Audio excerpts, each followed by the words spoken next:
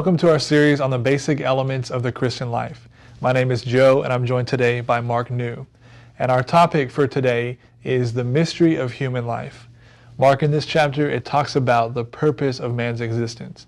And actually, this is a question that many people have. They wonder what the purpose of their existence is. So can you explain why people have this question about what the purpose of their existence is?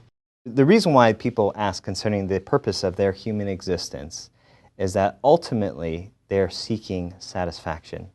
Satisfaction with their lives, satisfaction with their accomplishments, satisfaction with themselves. And those who've been around for a little while realize that many things that we think might satisfy us ultimately do not satisfy us. We find out that money may be temporarily convenient, but ultimately does not satisfy. And the more you get does not necessarily mean the more you're satisfied. Same thing with education. That doesn't necessarily satisfy you.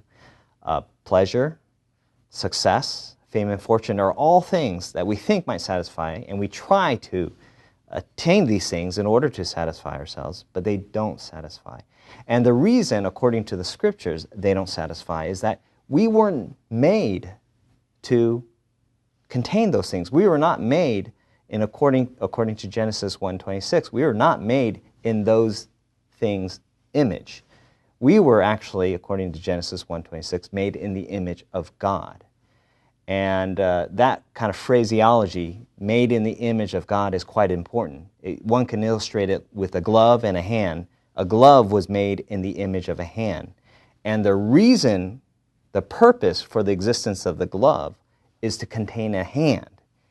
You can try to fill that glove with many other things, this book, some pencils, some jewels, some money, but ultimately, in order for that glove to fulfill the purpose of its existence, ultimately, for that glove to be really satisfied, if it could have feelings, is to be filled with a hand, to contain a hand. So man was made in the image of God in order to contain God. That's it. Anything else will not satisfy man. So just as the glove was made to contain the hand, man was made to contain God. Anything short of God will not satisfy man. So in this segment, we've seen how the only thing that can satisfy man is to contain God, because man is created in God's image. This has been very helpful for everyone who's watching. In our next segment, we will cover how man can be filled with God to contain him and ultimately to be satisfied by being filled with God.